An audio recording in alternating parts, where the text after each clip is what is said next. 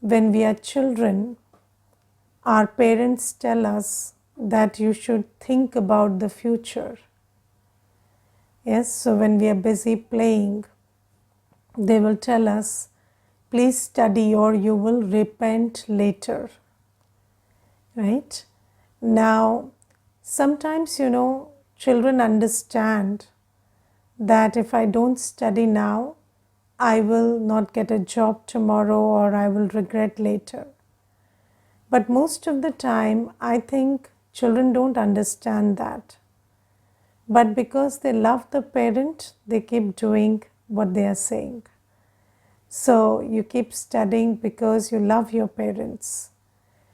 And Baba also, because he is the unlimited parent, the bigger parent, he tells us about bigger preparations for the future. And we may or may not appreciate and understand it at the moment.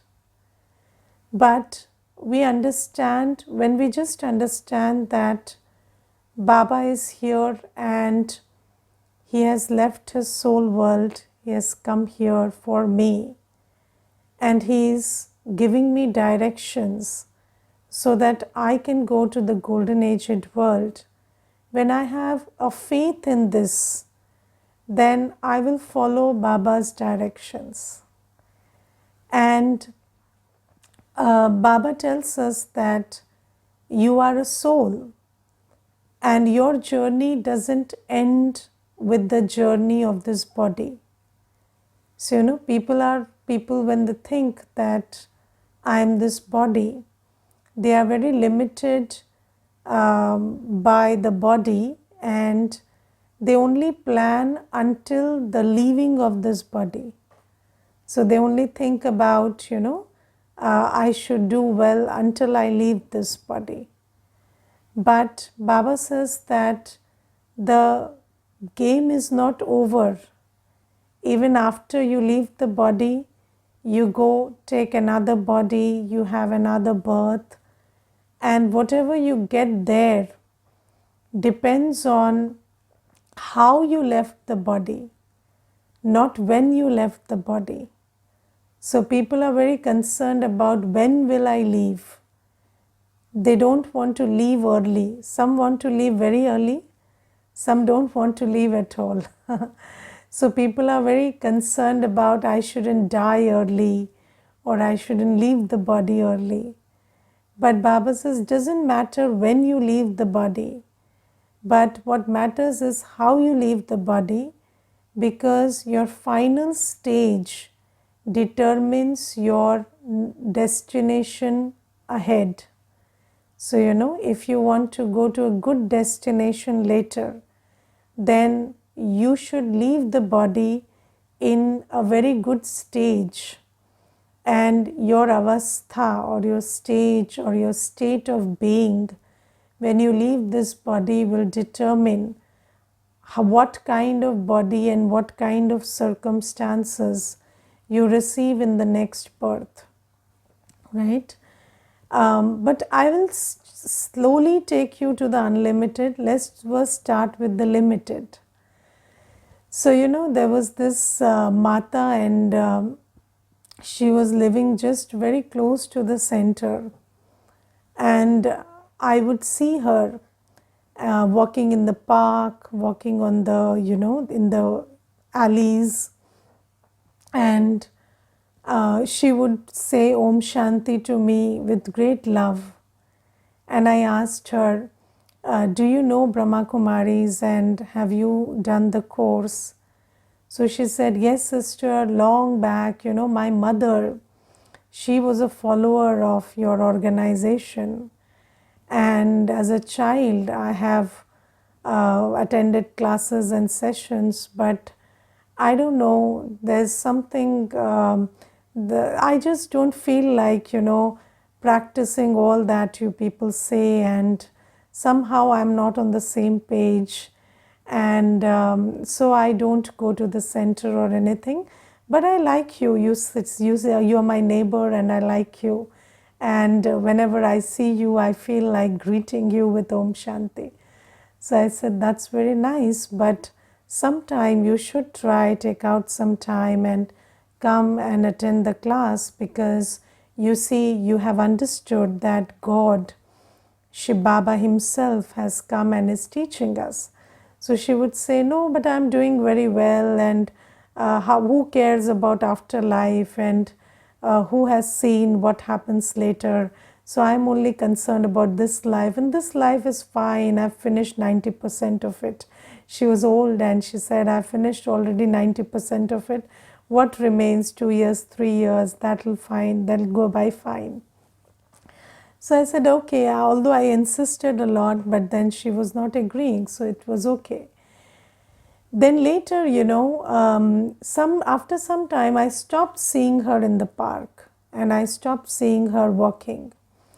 And then I had this thought, where is that Mata? She used to walk, she used to be around, is she still alive or what? I used to have these thoughts, but I never inquired.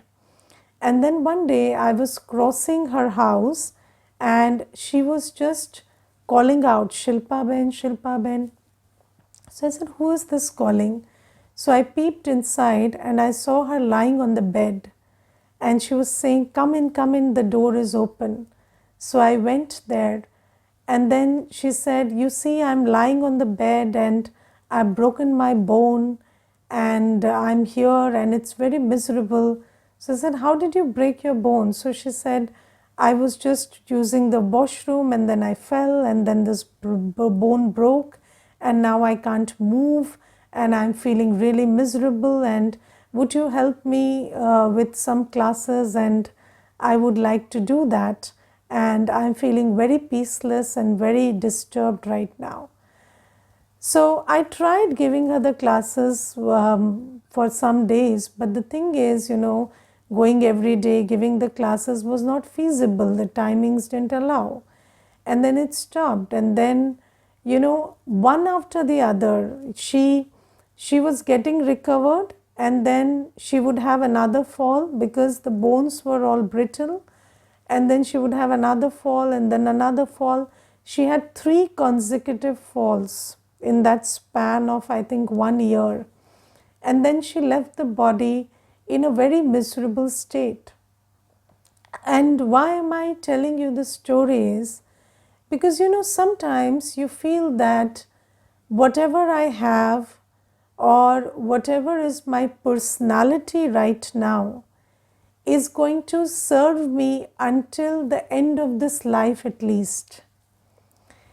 But you never know. Until the end, you might meet many situations which you cannot even conceive of right now. And then, do you have enough spiritual and physical resources to stay happy despite those circumstances? Because you see, I have seen people who have been in acute physical pain, but they have been yogis, and the best example is Janki Dadiji. And for around 40 years, Janki Dadiji had acute physical pain, but she could lead a life of absolute peace and happiness even in those times, and be a lighthouse for all of us. So Baba says that you have to think about, are you ready for the future? Because the future is 1 second away. It takes 1 second for the scene to shift. And you see that when COVID came, it was such a sudden thing that came, and nobody was prepared for losing family members and losing everything in 1 second. And those who were prepared, people like us, we also lost, blood relations at that time, and we also lost many people at that time. But we were so spiritually equipped that we could deal with those things and also serve and help others feel better, feel more empowered in these times. So Baba says that you don't know what's there in the future. Even if you're thinking about a future of 10 years, or you're thinking about a future of 15 years, you don't know what's going to happen then. You don't know about what's going to happen tomorrow. So Baba says it's very important to understand that there is something coming, and you see that the world is not getting better. Every day, situations are getting worse and worse, and circumstances are becoming more trying, and the whole world is turning into a big chaos day by day. And Baba says that you must check your preparedness, keeping in view what's coming in the future. And Baba says that in the future there will be, so we can all see that, you see, there are these atomic and nuclear energy that's being created, and then there are these bioweapons being created and whatnot, and all these things will come, and we will have to deal with these in the future. So we must understand that we need a lot of preparedness for that. And what is the preparedness for? The preparedness is not for the preparedness is not for death, but because when we have to leave the body, we have to leave the body. The preparedness is for what stage do we leave the body in. Or even leaving the body is not a 1 second thing. You don't leave the body in a second. Maybe there are 10 years which you have to spend before leaving the body in conditions which don't make you happy or peaceful, in very difficult conditions. Then do you have the resilience and the ability to cross all that in happiness? So Baba says keep that in vision. And then Baba says that you also have to go to the new world. So according to knowledge, you understand that you have to prepare your sanskars according to the new world. Will Lakshmi and Narayan get up at 6 in the morning in Satyug? No. Will they have a phone which they will entertain themselves with? No. Will they keep running after people and ask them to give them attention in Satyug? Will they do that? No. They will be happy and peaceful and loveful on their own, and there will be no conflict in that world. So we have to understand that there is this scene of destruction that we have to cross, and in that scene we have to maintain our stage and do not be under the false impression that destruction is 1 second long. No. Destruction could be very long. It could take 10 years, 15 years, 20 years. And in those situations, constantly maintaining your stage and state, and not only holding on to your peace and happiness, but also being a lighthouse of peace and happiness to others, so that you could also do your seva at that time. Because you see, whenever there is chaos, people are looking out for angels. And who are those angels? Those angels are not going to come from up above. They have to rise from here up. And Baba says, you are those angels.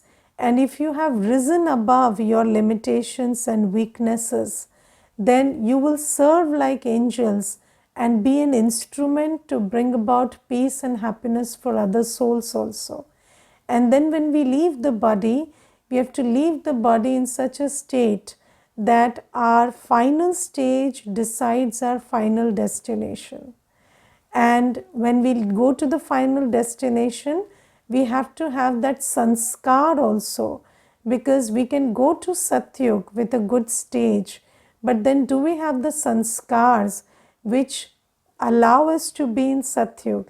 If we have the sanskar of overthinking, or indisciplined lifestyle, or eating impure food, these sanskars are not going to serve us in Satyug, or the sanskar of creating conflict and being in disharmony. These sanskars are not going to help us in Satyug. So Baba says, just look at the unlimited future and prepare yourselves accordingly. Sometimes, when we listen to class and we meditate, we don't understand the purpose of this practice. And then what we say is, we say that, we are too busy and just meditating for 10 minutes a day is good enough, and we are able to maintain our peace and I'm not getting angry these days, and I'm not shouting too much these days, and I'm behaving okay these days, and that is enough. But this is enough for these days. But what about the days that are to come? Do you see that and prepare yourself? Because being a visionary, having a vision for the future is something that very few people have. I remember when I was little, my father had this constant regret that there was a plot of land which they were selling for 500 rupees when my father started earning his money. And at that time he said, I did not know that this plot of land would be worth 5 crores today. And then he said, I did not buy it. Although I had the money, I could not see that this area would get developed so well, and that if I invested in this today, I would become, I would earn huge profit tomorrow. And he said, my enemy bought it. So he used to tell me, the person I don't like, he bought it, and now he is earning out of that place, and I was offered that land first, but I didn't buy it. But so you see, with people, this is a constant regret. You think that, had I done this at that time, then I would have benefited. But there are people who are visionaries or who are lucky enough to be guided well at the present moment, so that they invest in something that pays well for them in the future. And Baba says similarly, you have to be so well equipped, because I am the best of best is teaching us. The one who knows all the three aspects of time, the one who knows the past, present and future is teaching us. So Baba says, you also just have this unlimited intellect and understand that you have to do two things: follow Srimat and be a yogi. So Baba says, pay very good attention to having yoga power, and very good attention to following Srimat, so that you are prepared for the future. You are prepared for all that is coming at you in the future. And why does Baba says you have to be yog yukt? You have to pay a lot of attention to being yog yukt. You see, the simple law is, you become like the one you have yoga with. So there is this simple law of energy, that energy flows from a higher source to a lower.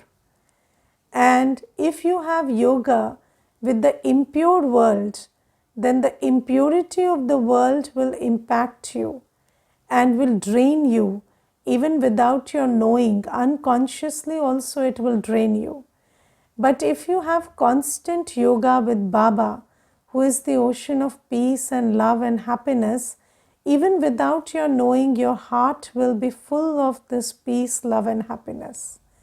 And you see, I think, in my experience, yoga with Baba has taught me a lot more virtues than what we describe in yoga. I remember when I used to meditate in the beginning, I used to go to the soul world, and I did not know how to sit there in patience. because I did not know generally how to sit in patience. So I could not, I could not just sit with Baba and experience Baba. Do you have the capacity today to look at a beautiful garden for 2 hours? How many of you have that capacity? It's a beautiful garden. There is sweet fragrance, very beautiful flowers, very beautiful environment. But can you just leave the phone at home and sit there and just enjoy the beauty and soak that in for 2 hours? Can you do that? So just think about how limited we are in our capacities. It's a beautiful garden. There's nothing wrong with that garden. There is no stray cow entering. There is no problem there. There is nobody disturbing you. It's absolute quiet time. But do we have the capacity to concentrate and enjoy the beauty and fragrance? Because even to enjoy the beauty and fragrance of something physical, you need that attention span, you need that capacity to concentrate. And when we go into the soul world, and it's not something you see with your physical eyes, but with the eyes of the intellect, you see it's a world of pure and peaceful light. And there you sit before Baba, who is the ocean of peace, ocean of love, ocean of purity. And can you just sit there and soak in that light, those waves of love and purity emerging from Baba? And if you do that, your capacity to concentrate, your capacity to, focus, your patience, everything is increasing. And when you absorb that energy from Baba, just like if you just sat in water, that water will cleanse you because the water has cleansing properties. So the quality of the waves of purity is they will purify you. The quality of the waves of peace is they will calm you. But you have to sit there with Baba in the soul world. And Baba says, the more you do that, your heart will be full of all the virtues and powers that I give you. And then, when you are full from inside, then anything outside will not affect you or influence you. It is when you are empty inside that everything starts coming and barging into your inner self. So Baba says that when difficult scenes will come and the world will be full of vibrations which are very different from Baba's vibrations, still you will be able to stabilize yourself in your inner peace and happiness or your inner state of purity if you have absorbed that enough from Baba. And just experiment with this. Just sit in the morning for 45 minutes and during the day just keep revisiting your yoga with Baba. If you did that, you will experience that your inner self is much more, nurtured and healed and uplifted and empowered than it was yesterday. So Baba says you have to be yog yukta. And then second thing is follow Shrimat. Now you see that what is the basis of all our actions today? Or the basis of all our actions are, I feel this is right, I feel this is wrong, or the circumstances are such, or their behavior is such. But if that is the basis of your actions, then you are a slave of your own dictates, you are a slave of circumstances, and you are a slave of other people's behaviors, because they are the one determining how you would behave and what your choices would be. And just think about how miserable your state would be if you are a slave and then the circumstances and the behaviors and your own mind is not with you. They start working totally against you. Then what will be your condition? Obviously, you will have a very bad time inside. So Baba says that you have to change this. You have to change making your choices and your decisions based on what you feel is right, what you like, what you don't like, or the circumstances and behaviors. And you have to start doing what Baba says is right. And Baba says, I give you Shrimat. So there are two things when you follow Shrimat. Shrimat makes you self-sovereign because you are doing what Baba tells you. So you become free from the bondage of your own mind. You become free from the bondage of situations and other people. And second thing that Shrimat does is, Shrimat, whatever Baba tells you, the dictates that Baba gives you, if you follow them, they create good karma.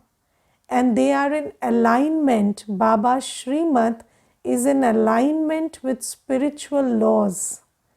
And when you follow spiritual laws, you become spiritually powerful. For example, your mind will say, get up at 10 a.m. Your parents would say, get up at 6 a.m. But Baba would say, get up at 4 a.m. Yes? And Baba says, if you followed Shrimat, then your biological clock will coincide with the natural clock, and then your body will start releasing the hormones which you require. And 4 o'clock when you get up, then your body will release the hormones and the chemicals and everything that you need to stay happy and peaceful throughout the day. And Baba says, Baba doesn't only tell us when to get up, Baba says how to get up also. Because it's not that you get up and remember the last thing you did yesterday. No, Baba says when you get up, take a fresh thought, good morning Baba. And then feel that, you're sitting in the lap of Baba in this beautiful morning. And then have very good yoga with Baba.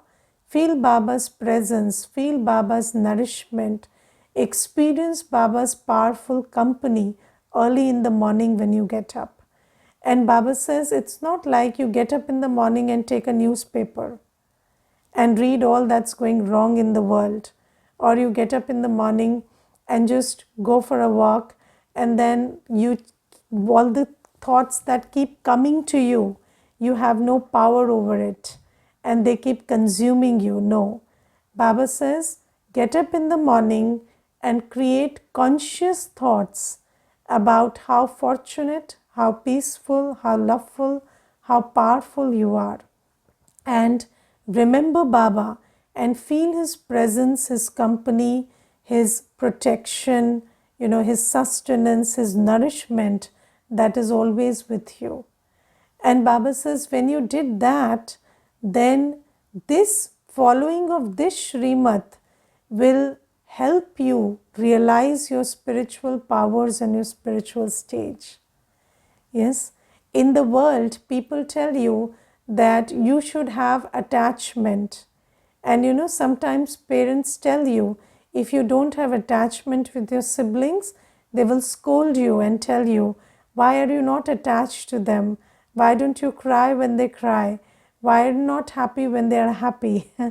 So these are the things that people teach us. But Baba teaches us that, just like the boat should live in water. Where is the boat? Where is the destination of the boat? The boat must live in water. That's the house of the boat. But then if that same water enters the boat, then the boat will drown. Similarly, you live in the world, but no, don't allow anyone or anything of the world influence you in such a way that you lose control over yourself. So Baba says, be in control of your own mind, your own buddhi. Don't let things and people have your remote control. And if you are engaging in lust, anger, ego, attachment, greed, then they will have control over you. So Baba says, live in the household, live in the family system, but do away with lust, anger, ego, attachment, greed. So Baba says that these are Shrimat that I give you. Shrimat doesn't teach you to be attached and to be greedy. And if a child is not greedy, then parents will teach him to be greedy.